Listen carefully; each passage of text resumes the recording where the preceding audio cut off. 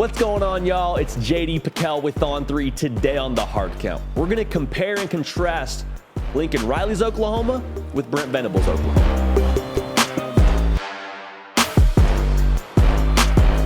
Welcome into the Hard Count, the people's show for every single thing that you know and that you love about college football. It happens here on a nearly daily basis. Nick Brake is doing the heavy lifting. You can help drive the show by subscribing to the channel. We listen to our subscribers. If you like this video and you subscribed, we're going to have a conversation about it. If you don't like it, we'll also have a conversation about it, especially if you subscribe. All that's to say, Oklahoma has been a talking point for a lot of people over the past few months. It's no secret there's been a lot of changes, both at quarterback, at head coach, on the staff, all that. We're here to talk about Lincoln Riley's Oklahoma and Brent Venables' Oklahoma and how I expect this program in 2022 to look different under new management with Brent Venables. The first thing I'm looking at, this offense is going to make it a priority to establish the trenches. There were times where Oklahoma ran the ball effectively last year. A lot of that was from their counter game and what Caleb Williams was able to do on the quarterback runs and things like that. Oklahoma is going to make it a priority to establish the run. Don't believe me? Trust the numbers. Jeff Lebby, a season ago, his Ole Miss offense averaged 46 carries per a game. That's good for top 10 in the country. Now, some of that also attributes itself to how quickly they were going, how many plays they were running. But look at what Lincoln Riley's offense did a season ago, 34 rushes a game. So the difference there is Jeff Lebby's offense picking up 208 yards a game on the ground. Lincoln Riley's offense, 180 yards on the ground. It's not a bad number. But to set the tone by running the football, I think also says something about the attitude of your offense, the attitude of your football team. If you're going to just make it a case in point to run the football downhill at somebody, a defense gets tired third and fourth quarter after seeing that time and again, especially if you've done it 46 times during that game. So the attitude to make sure that they establish the line of scrimmage, especially offensively, that's going to be a new priority for Oklahoma. They did it a season ago, but it's going to be a lot higher on the priority list for Oklahoma on offense going into 2022. The second piece of this, they're going to be more aggressive on defense. And in terms of just the sack percentage, some of this is personnel based, what they did at Clemson a year ago. But in terms of the numbers, Oklahoma was 6.5% on their sack percentage a season ago. It's not bad. It's not great. It's like 70th in the country, so I guess it is subpar. Clemson was 8.7% in the sack percentage. So they were top 20 in the country.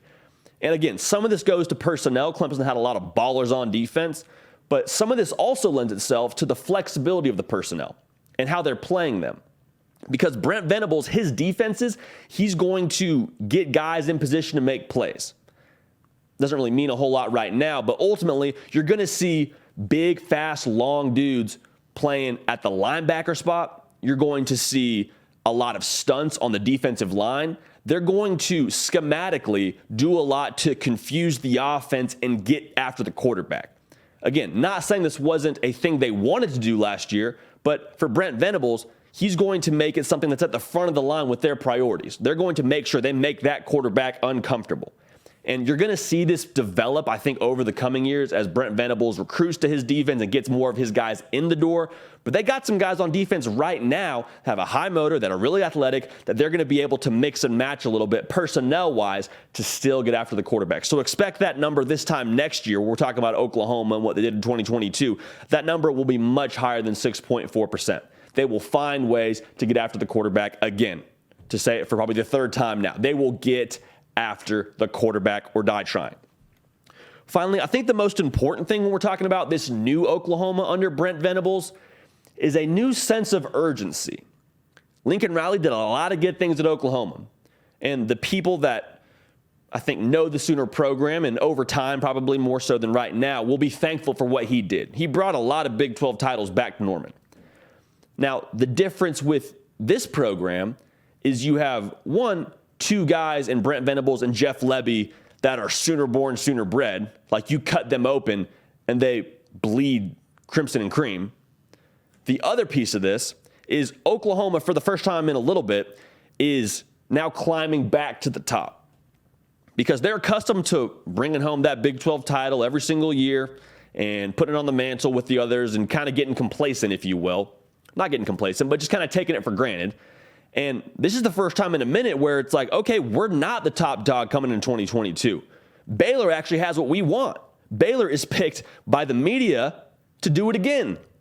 And so we, for the first time in a minute now, have to prove ourselves. Right now, we're the hungry dog. We have a saying in the office here, hungry dogs run faster. And right now, Oklahoma's a hungry dog for the first time in a minute. I think ultimately that's going to serve them well. But getting back to Brent Venables and Jeff Lebby, I think the fact that it means something to them to be at Oklahoma, it's not just another job.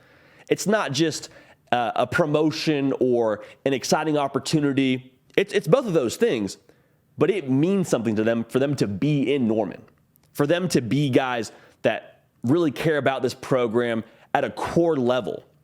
Brent Venables, in an interview, I think it was during spring football, he basically just said, I watched us at that bowl game. I watched the practices, and there was a lot of nonchalantness going around. Now, in my own opinion, some of that could be not really having a head coach and whatever may be, but he said, we're not going to have any more of that laziness. We have now got that laziness out of the door. And this is a few months into his head coaching position at Oklahoma. Like he's been in office for a little bit now.